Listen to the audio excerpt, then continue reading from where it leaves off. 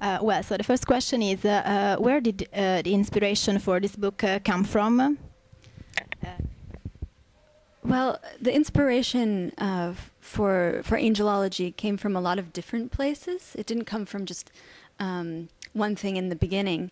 I had the character of Evangeline, who is the main character of the book, first, and I knew that she was going to be a nun, and so I needed to find out more about her. So I went to a convent where I spent some time living with the nuns and studying them. And when I was there, I went to a chapel in the convent that was full of angels. And for the very first time, I realized that this character would be interested in angels. And so I left. It was actually, I was staying there so I could walk through the hallways at will. And I went to a library after that in the convent and found lots of books about angels. And I started reading them, and I discovered this passage in Genesis 6, which is really the heart of the book, about the Nephilim. And that was the moment of inspiration where I knew that this would make a great topic for my book and for Evangeline. Then the second, this book is like the first chapter of a trilogy. Is it real? Are you already working on the other book? And if it's true that the second chapter is going out next year, titled Angelopolis? Yes, that's true. I'm actually still working on the manuscript of Angelopolis. I'm hoping to be done soon, and it's supposed to come out in 2012. So it's a sequel to the first book, and it's following Evangeline and Verlaine, and it's set in Paris for the most part. The book is set in many places like New York and Bulgaria. Have you been in any of these places, and what did you discover about these places that fascinated you the most? Actually, I have been in all the places in the book. I lived for some years in Bulgaria. I lived in the U.S., obviously. I wrote this book in the U.S. and went to all the places that are mentioned in New York.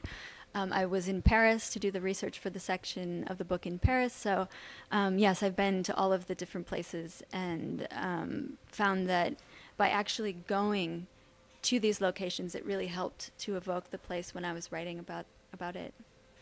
Okay. One personal question. You're the wife of another great writer. Do you confront yourself on the work you're writing about? Do you advise?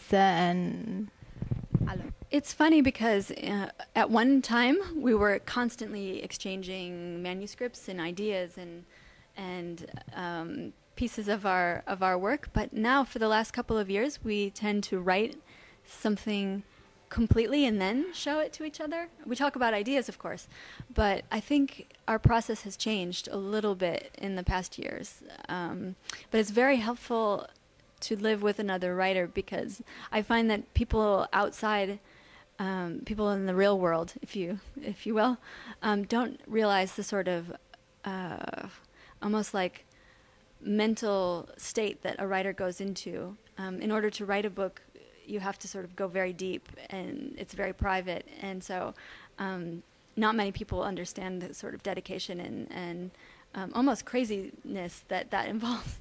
So living with him has been very useful, in other ways, not just showing our work, but also in talking about what it's like to write a book. One question about the rights of this book. Aren't you afraid of looking on a screen some characters you've been imagining in your mind and you've been writing about with the physical appearance of some actors? I think I'm a little bit afraid. I think, yeah, obviously anyone would be, but when I signed the contract to give my rights to this book and this idea to be made into a film, I knew what I was doing. I knew that it would be a different thing completely. I think that the written form and anything that that is read is completely different than something that you see on a screen, and so I'm very happy. I'm very happy that it will be different. I know that it will be different, and I know that I completely trust the team of people who are making the film. They're all very experienced, and I like their other films, so I think it will be fine. One thing that I think is important to me is that I finish writing the sequel and then the third book before I see it, if that makes any sense. I think even if it comes out before, if the movie were to come out before the third book, for example, I wouldn't watch it until I was done with the third book, because I don't want to be influenced by, it's like a feedback loop. I'll watch that and then I'll be influenced by what their vision of my book is. So it's very important for me to sort of do my own thing and then see what they do. Now a question about your personal taste in reading. So what are you reading right now? And if you want to advise some books to our audience? One thing that I've learned, I'm a very, very wide, and I read widely in lots of different kinds of literatures, nonfiction, fiction, from different countries, translations. But one thing that I've found to be interesting is when I'm writing, it's very difficult for me to read. One reason for this is that I incorporate the voice of another writer. And so, for example, if I'm reading Virginia Woolf, suddenly my sentences are very internal and psychological and long, and it changes the fabric of my own work. So when I'm writing intensely, I don't read very much other than research. So for example, right now I'm doing a lot of reading in research for Angelopolis, which has to do I'll give a little bit of the story away.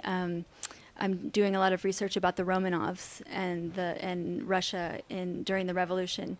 And I'm doing a lot of research about Paris and the history of Paris. So, my favorite books, I can tell you my favorite books that I always go back to. And one of those is a 19th century novelist called Wilkie Collins, he's English.